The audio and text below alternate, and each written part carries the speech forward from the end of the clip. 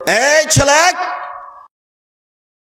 সম্মানিত দিনী ভাই বোন, আমরা বলছিলাম বিশেষ প্রার্থনা।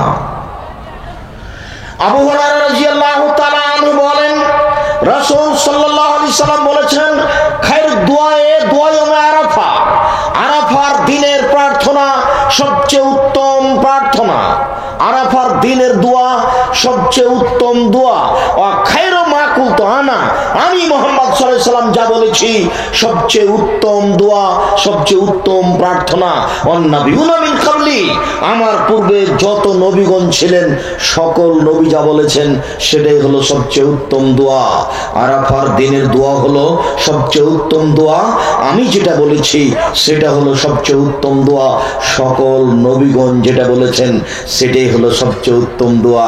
তা হলো লা ইলাহা ইল্লাল্লাহু ওয়াহদাহু লা শারীকা লাহু লাহুল মুলকু ওয়া লাহুল হামদু ওয়া হুয়া আলা কুল্লি শাইইন কাদির। মুখস্থ আছে এটা। আল্লাহ রাসূল সাল্লাল্লাহু আলাইহি সাল্লাম এটাকে বলছেন উত্তম প্রার্থনা, আরাফার দিনের প্রার্থনা, উত্তম দোয়া আরাফার দিনের দোয়া। এই দোয়াটাই রাসূল সাল্লাল্লাহু আলাইহি সাল্লাম হজ করতে গিয়ে, উমরা করতে গিয়ে যখন ওই সাফা পাহাড়ে উঠতেন, সাফা পাহাড়ে উঠার সময় বলতেন ইন্না সাফা ওয়াল মারওয়াতা মিন শাইরিল্লাহ। এরপরে কাবার দিকে মুখ করে তিনি বলতেন লা ইলাহা ইল্লাল্লাহু ওয়াহদাহু লা শারীকা লাহু লাহুল মুলকু ওয়া লাহুল হামদু ওয়া হুয়া আলা কুল্লি শাইইন কাদির। এই দোয়াটাই তিনি আরাফার দিনে বারবার বলতেন, লা ইলাহা ইল্লাল্লাহু ওয়াহদাহু লা শারীকা লাহু লাহুল মুলকু ওয়া লাহুল হামদু ওয়া হুয়া আলা কুল্লি শাইইন কাদির। আল্লাহ ছাড়া কোনো মাবুদ নেই, তিনি একক, তার কোনো শরীক নেই, প্রশংসা তার, রাজত্ব তার, আল্লাহ ছাড়া কোনো মাবুদ নেই। আবু হুরায়রা রাদিয়াল্লাহু তাআলা আনহু বলেন, রাসূল সাল্লাল্লাহু আলাইহি ওয়াসাল্লাম বলেছেন, এইটাকে কেউ যদি জিকির হিসাবে বলে মানে 100 বার, তখন তিনি বলছেন 100 বার। 24 ঘন্টায় কেউ যদি এই জিকিরটা 100 বার বলতে পারে তাহলে পৃথিবীর কোনো সমস্যা তাকে ঠেকাতে পারবে না এবং শয়তান তার কোনো ক্ষতি করতে পারবে না। যে কোনো বিপদ থেকে সে বেঁচে যাবে, শয়তান তার কোনো ক্ষতি করতে পারবে না। এটা তখন 100 বার। সুবহানাল্লাহি ওয়া বিহামদিহি এটা এসেছে 100 বার।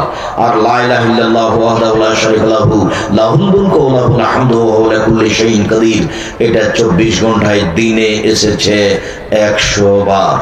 সুবহানাল্লাহ, আলহামদুলিল্লাহ, আল্লাহু আকবার 33, 33, 34।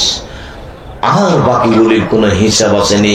গুরুত্ব সহকারে দেখানো হলো যে 4টে তাদের উপকার: 1, জাহান্নাম থেকে বাঁচা যাবে; 2, জাহান্নাম থেকে বাঁচার মাধ্যম; 3, পিছন দিক থেকে রক্ষা করবে; 4, স্থায়ী শতামল।